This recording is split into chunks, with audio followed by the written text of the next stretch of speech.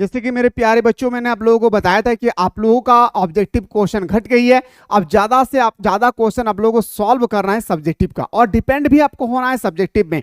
तो अगर आप लोग मेरे दोस्तों सब्जेक्टिव क्वेश्चन को रट्टा लगाएंगे, या आप लोग सोचेंगे कि एग्जाम से पहले दो क्वेश्चन आएंगे, गेस्ट पेपर आएगी, शर्मा गेस्ट आएगा, रट लेंगे, एग्जाम दे देंगे, पास हो जाएंगे, तो वो भूल जाइए, वो जमाना चला गया मेरे दोस्तों। एग्जामिनर जो कॉपी चेक कर रहे हैं ना, वो चाहते हैं कि आप अपने भाषा में लिखने की कोशिश करें। आप अपने भाषा में लिखने की कोशिश करेंगे ना, तो आपको ज्यादा से ज्यादा मार्क्स मिलेंगे। सो दोस्तों, मैं आज आप लोगों को इस वीडियो में बताने वाला हूं जो मॉडल पेपर 1 है, इसमें पूरा का पूरा मैं लॉन्ग क्वेश्चन बताने वाला हूं। याद रखिएगा, मैं आप लोगों को देसी भाषा में आप लोगों को समझाने की कोशिश करूंगा। वीडियो पर बने रहे, एक एक क्वेश्चन को ध्यान पूर्वक समझिए। प्रॉमिस करता हूं कि अगर आप अपने पूरा माइंड को इस बोर्ड की तरफ रखेंगे, तो मैंने अभी आप लोगों को जितना क्वेश्चन बताऊंगा सब आपके माइंड में सेटअप हो जाएगी। तो चलिए हम लोग क्लास को स्टार्ट करते हैं। सबसे पहला क्वेश्चन आती है सर हमारा कि कलिंग युद्ध पर अशोक के जीवन पर क्या प्रभाव पड़ा है। जो हमारे कलिंग युद्ध है भाई, उसके हमारे अशोक जी थे, जो आप लोगों को पता है कि अशोक ने ही कलिंग युद्ध करवाए थे। और कलिंग कहां पे है भाई, तो बताएंगे सर उड़ीसा में है, याद रखिएगा। तो कलिंग के युद्ध के बाद अशोक ने कौन से धर्म को ग्रहण किया था, तो आप लोगों को पता होगा बौद्ध धर्म को ग्रहण किया था। तो कलिंग युद्ध जो बहुत ही रक्तपात, लाखों लाखों इंसान की डेथ हो गई थी, कई लोग घायल हो गए थे, यहां तक कि हमारे जो अशोक जी है वो कहते हैं कि मैं आसमान तरफ देख रहा हूं तब भी हमें रक्त नजर आ रहा है। मैं लेफ्ट राइट फ्रंट बैक, आगे पीछे दायां बायां, मैं जिधर दिख रहा हूं उधर सारी तरफ मुझे सिर्फ और सिर्फ ब्लड ही ब्लड दिख रहा है। इस कारण से मैं आज से वादा करता हूं खुद से कि मैं कभी भी आज के बाद युद्ध नहीं करूंगा, और ना मैं किसी को करने दूंगा। युद्ध तो दूर की बात मेरे दोस्तों, मैं अब जो है जो बलि चढ़ाते हैं ना जानवर को, उस जानवर को भी मैं बलि चढ़ाने नहीं दूंगा, ना मैं करूंगा। सुनिएगा, कलिंग युद्ध के बाद अशोक के जीवन पर क्या प्रभाव पड़ी। कलिंग युद्ध के बाद परिणाम स्वरूप अशोक के जीवन बिल्कुल बदल गया। अशोक के जीवन बिल्कुल बदल जाएगा। अशोक तो अशोक यार, हम लोग का जीवन बदल जाएगी। अगर मान के चलिए मैं सिर्फ आपको मारने के लिए चाहूंगा, और आपको मारने की वजह से ना आपके पूरे परिवार को मैं समाप्त कर दूंगा, कितना चोट पहुंचेगी हमें, है ना भाई। क्योंकि मैं मारना चाह रहा था सिर्फ आपको, ऐसा नहीं करूंगा, मैं एग्जाम्पल दे रहा हूं, हंसिए मत पागल, ठीक है। उसके जीवन में आए कुछ महत्वपूर्ण परिवर्तन निम्नलिखित है। आए महत्वपूर्ण परिवर्तन, क्या क्या परिवर्तन हुआ था कलिंग युद्ध के बाद, सुनिएगा। पहला पॉइंट एकदम देसी लैंग्वेज में, अपने भाषा में और बेटर तरीके से। अगर आप में से कोई बंदा चाहते हैं कि सर हमें अच्छी तरह से क्लास 12 की तैयारी करना है, तो अभी डाउनलोड करें मिसाइल क्लासेस के, आपको प्ले स्टोर से डाउनलोड करने के बाद आप इस कोर्स को जरूर ज्वाइन कीजिएगा, आर्ट्स के फाउंडेशन कोर्स को। याद रखिएगा मेरे दोस्तों, आर्ट्स के फाउंडेशन कोर्स का फीस ओनली फॉर 399 रुपया है, जहां पे आपको चैप्टर समझाया जाता है, फिर ऑब्जेक्टिव बताया जाता है, फिर सब्जेक्टिव बताया जा रहा है, मॉडल पेपर सॉल्यूशन करवाया जाएगा, एग्जाम से पहले एग्जाम पेपर करवाया जाएगा। सबसे इंपॉर्टेंट बात आती है सर, एग्जाम से पहले आप लोगों को सिलेक्टेड क्वेश्चन प्रोवाइड किए जाएंगे। तो लेट ना करें, जाएं इस कोर्स को ज्वाइन कीजिए और आनंद लीजिए सुबह शाम दोनों टाइम। कैसी क्लास होती है मेरे दोस्तों, ओनली फॉर 399 रुपया में। एक महीना में 30 दिन में 60 बार कैसे क्लास होती है, इस कोर्स को एक बार ज्वाइन करके जरूर देख लीजिए। अब कितना भी बड़ा कोचिंग, कितना भी बड़ा ट्यूशन, कितना भी बड़ा ऑनलाइन प्लेटफॉर्म पे क्यों ना पढ़ रहे मेरे दोस्त, एक बार आप लोग इस कोर्स को ज्वाइन करके देखें, फिर आपको पता चलेगी मेरे दोस्त कि यहाँ पे क्या होती है एक्चुअली। तो देखिए पहला पॉइंट, कलिंग युद्ध में हुए रक्तपात, मतलब पूरा ब्लड ही ब्लड दिख रहा था। रक्तपात को देखकर अशोक ने युद्ध घोष के स्थान पर धर्म घोष का फैसला किया।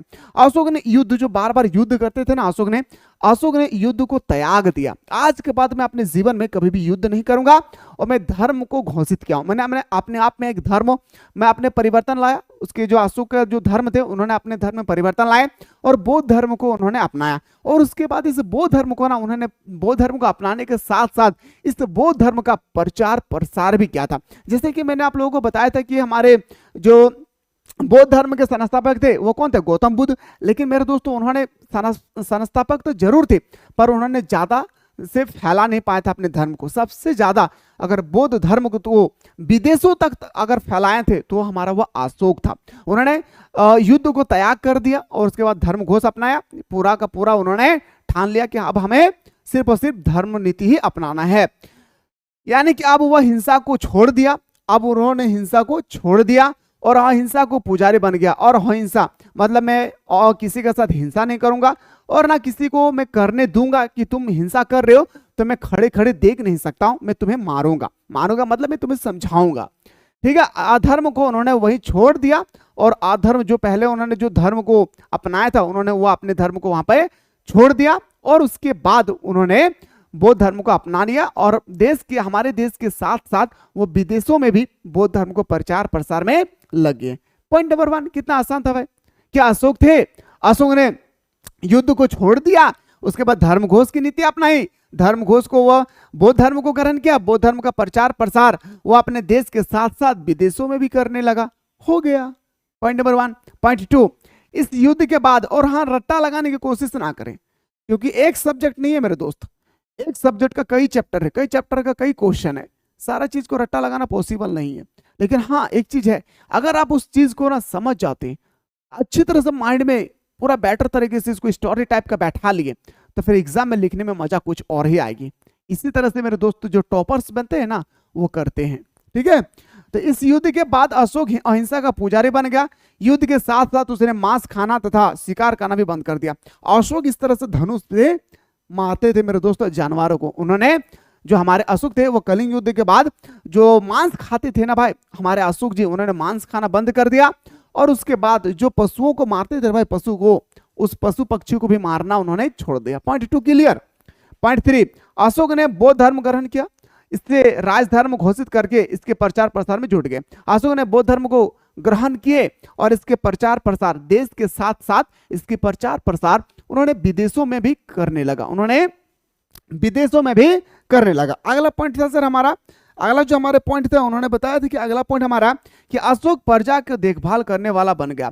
और अशोक जो थे ना भाई, जो गांव के लोगों को, जो गांव में अपने आप को बोझ समझते थे ना, वो आज खुद कह रहा है कि मैं आज इस गांव का भलाई करूंगा। कौन कह रहा था? अशोक। वो कहता है कि अब मैं अपने प्रजा के लिए अपने जीवन को दान कर दूंगा, इतना मैं भलाई करूंगा।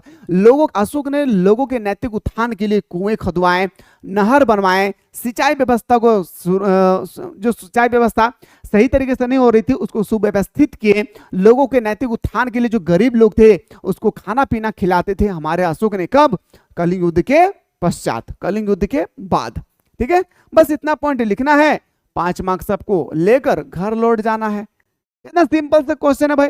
कलिंग युद्ध के बाद अशोक के जीवन में क्या प्रभाव पड़ा, कितना सारा प्रभाव पड़े, मैंने आपको 4-5 पॉइंट में बताया। बस सिंपल से लिखना है, लौट कर आ जाना है, 5 मार्क्स मिल जाएगी। क्वेश्चन नंबर नेक्स्ट पे आते हैं। अगला प्रश्न है कि वर्ण व्यवस्था तथा जाति व्यवस्था अल्बेरुनी के जीवन पर क्या प्रभाव पड़ा। जो हमारे वर्ण व्यवस्था है मेरे भाई, याद रखिएगा, जो हमारे वर्ण व्यवस्था है, सुनिएगा, बहुत ही मजेदार है भाई। इस क्वेश्चन को भी सुनना बहुत ही जरूरी है, नहीं सुनेंगे तो फिर आप लोगों को समझ में नहीं आएगी। क्वेश्चन है कि वर्ण व्यवस्था और जाति व्यवस्था, जो हमारे वर्ण व्यवस्था और जाति व्यवस्था है ना, उसी के बारे में आप लोगों से पूछा गया कि अल्बेरुनी जो थे हमारा, जिसने किताबुल हिंद लिखा है, अल्बेरुनी के विवरण का परीक्षण करे। ये भी आपके एग्जाम पे 5 मार्क्स का आता है। कितना मार्क्स का मेरे दोस्तों? 5 मार्क्स का आता है सर। ठीक है, पर आप लोग रट्टा लगाएंगे, अल्बेरुनी अल्बेरुनी अल्बेरुनी किताबुल हिंद। जी नहीं, ऐसा रट्टा नहीं लगाना है, सिंपल सा भाषा में समझने की कोशिश करें। अरबी लेखक अल्बेरुनी, सबसे पहले याद रखिएगा, अल्बेरुनी एक अरबी लेखक थे। अरबी लेखक अल्बेरुनी ने भारत के विषय में अपनी पुस्तक किताबुल हिंद या तहकीके हिंद, याद रखिएगा मेरे दोस्तों, उनका किताब का नाम तहकीके हिंद, या याद रखिएगा मेरे दोस्तों किताबुल हिंद। 2 किताब आपको याद रखना है, किताबुल हिंद या तहकीके हिंद में भारत की सामाजिक स्थिति, भारत में कैसे सामाजिक स्थिति थी, भारत में कैसे रीति रिवाज थे, भारतीय खान पान कैसे थे, वेशभूषा मतलब पोशाक पहनाव कैसे था, उत्साह कैसे थे, त्योहार लोग कैसे मनाते थे, आदि के विषय में विस्तार पूर्वक उन्होंने अपनी पुस्तक में वर्णन किया। याद रखिएगा, किताबुल हिंद या तहकीके हिंद में अपनी पुस्तक अल्बेरुनी ने भारत के सामाजिक व्यवस्था, रीति रिवाज, भारतीय खान पान, वेशभूषा, उत्साह, त्योहार आदि के बारे में उन्होंने अपनी पुस्तक किताबुल हिंद में विस्तार पूर्वक भारत के लोग कैसे जीते थे उसके बारे में उन्होंने लिखा। कितना सिंपल है। अपनी पुस्तक किताबुल हिंद, अपनी पुस्तक किताबुल हिंद के 9वें अध्ययन में, यानी चैप्टर नंबर 9 में, किताबुल हिंद बहुत बड़ा चैप्टर है भाई, वो बहुत बड़ा बुक है, तो उसका चैप्टर नंबर 9 में बहुत बड़ा बुक है, उसके चैप्टर नंबर 9 में। बहुत बड़ा बुक है किताबुल हिंद, उसका चैप्टर नंबर 9 में क्या लिखा है सुनिएगा, बड़ा मजा आएगा भाई। 9वें अध्ययन में अल्बेरूनी ने भारतीय जाति व्यवस्था पर विस्तार से प्रकाश डाला है। भारत में जाति व्यवस्था पहले से ही चलती आ रही थी। तो अल्बेरूनी के इतने मोटे पुस्तक, अल्बेरूनी के इतना मोटा किताब में मेरे दोस्तों उन्होंने ना इतने मोटे पुस्तक के 9वें चैप्टर में लिखता है भारत में जाति व्यवस्था कैसी थी, इसके बारे में विस्तार पूर्वक वो वर्णन करते हैं। अल्बेरूनी बताते हैं कि हमारे पुस्तक के अनुसार चैप्टर नंबर 9 के अनुसार भारत की जो जाति व्यवस्था थी वो 4 प्रकार के थे। कितना भाई? 4 प्रकार के थे। देखिएगा मेरे भाई, बड़े मजा आएगा भाई स्टोरी समझने में, ठीक है। अब आते हैं, देखिए क्वेश्चन को समझ गए भाई। अब देखिए आप लोग हमारा अगला पॉइंट भी देखिएगा। अल्बेरूनी के अनुसार भारतीय समाज को 4 वर्गों में बांटा गया था। पहला को हम लोग क्या बोलते थे भाई? तो पहला को हम लोग बोलते थे ब्राह्मण, दूसरा को क्षत्रिय बोलते थे, तीसरा को वैश्य बोलते थे, चौथा को शूद्र बोलते थे। इन 4 भागों में वर्णन किया था अल्बेरूनी ने अपने किताबुल हिंद में भारत के जाति व्यवस्था के बारे में, ठीक है भाई। मैं फिर से कह रहा हूं कि आप में से कोई बंदा है जो अभी तक मिसाइल क्लासेस के आपको प्ले स्टोर से डाउनलोड नहीं किए हैं, तो मेरे दोस्तों मिसाइल क्लासेस के आपको प्ले स्टोर से डाउनलोड कीजिए। और बेटर तरीके से तैयारी करना चाहते हैं ना, तो मेरे दोस्तों आप आर्ट्स के फाउंडेशन कोर्स जो है आपको यहाँ पे, आपका आर्ट्स के जो फाउंडेशन कोर्स है यहाँ पे, इस कोर्स को आप लोग जरूर से जरूर ज्वाइन कीजिए। इस आर्ट्स के फाउंडेशन कोर्स को आप ज्वाइन करेंगे ना, तो यहाँ पे सुबह शाम दोनों टाइम पे ऑनलाइन क्लासेस चलती है। क्या भाई? दोनों टाइम पे यहाँ पे ऑनलाइन क्लासेस चल रही है। लेट ना करें, जाएं इस कोर्स को ज्वाइन कीजिए, सुबह शाम ऑनलाइन क्लास कीजिए, तो आपको पता चलेगा कि एक्चुअली यहाँ पे कैसे पढ़ाया जाता है, ठीक है। और डिस्क्रिप्शन बॉक्स में मेरे दोस्तों आप लोगों का एक यूट्यूब चैनल का लिंक पड़ा हुआ है, याद रखिएगा। उस चैनल को बिल्कुल आप लोग सब्सक्राइब कर लीजिएगा। उस चैनल को आप लोग बिल्कुल क्या करें मेरे भाई? उस चैनल को आप लोग बिल्कुल सब्सक्राइब कर लीजिएगा। आने वाले जनरेशन में अगर बेटर तरीके से और भविष्य के बारे में अगर आप लोगों को तैयारी करना है तो चलिए मेरे भाई, अब आते हैं जो हमारे 4 प्रकार के थे, इनको कैसे उन्होंने वर्णन किया सुनिएगा। इन चारों में ब्राह्मण सर्वश्रेष्ठ थे। आप लोगों को भी पता होगा जो ब्राह्मण थे उनका काम था पूजा पाठ करना, है ना भाई। जो ब्राह्मण लोग होते थे ना उसका काम था पूजा पाठ करना।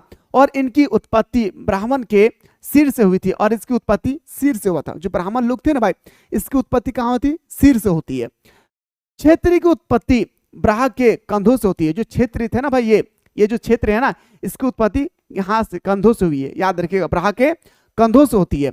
और हाथ से, जबकि वैश्य की उत्पत्ति जांघों से हुई है। और कहता है जो वैश्य है ना भाई, वैश्य, ये जो वैश्य जाति के लोग होते थे ना, इसकी उत्पत्ति याद रखिएगा जांग से होती थी, पैर से होती थी। याद रखिएगा कहां से होती थी भाई?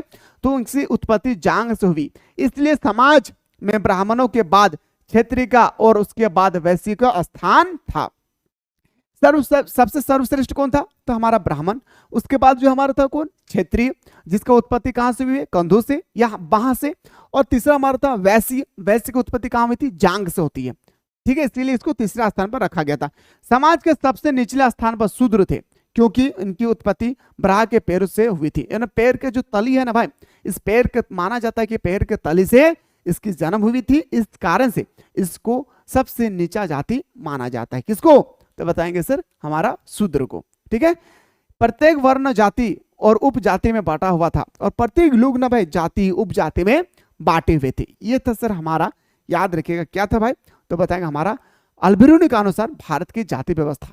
ये था आपका एग्जाम में क्वेश्चन आएंगे, आपको इसी तरह से लिखना है और 5 मार्क्स से लेकर फिर से यहाँ पे वापस लौट जाना है। क्या मेरे दोस्त? 5 मार्क्स से लेकर यहां से आपको वापस लौट जाना है। क्या करना है? 5 मार्क्स से लेकर आपको यहां से वापस लौट जाना है। अगला क्वेश्चन पे नजर दौड़ाते हैं।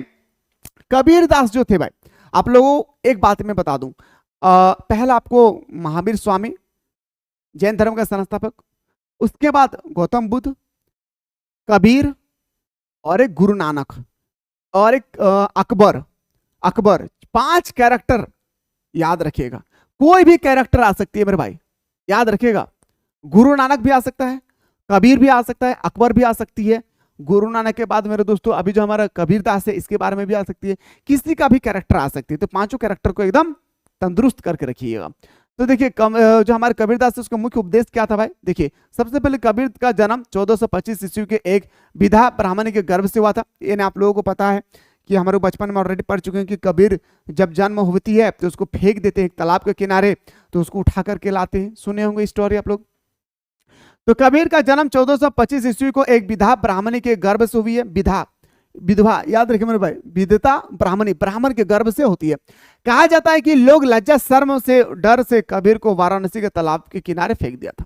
अब कबीर को क्या करते हैं मेरे दोस्तों, जब बचपना छोटे थे ना, कबीर को वाराणसी के नदी के तालाब के किनारे फेंक दिया। उसको कबीर जो थे हमारा, उसको उठा करके वाराणसी के तालाब के किनारे फेंक दिया था। इसका लालन पालन दूल्हा जाति, याद रखिएगा कौन सा जाति, दूल्हा जाति के नीरू और नीमा ने की थी। नीरू और नीमा दोनों भाई बहन थे, ठीक है। तो याद रखिएगा दूल्हा जाति के नीरू और नीमा ने इसकी लालन पालन किया था। किसका?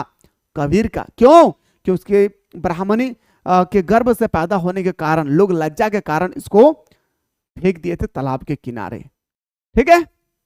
तब जाकर नीरू और नीमा ने देख रहे कि कौन सा बच्चा रो रहे हैं, तो उठा करके लाते हैं। और क्या कहता है कि इनका लालन पालन नीरव और नीमा ने किया।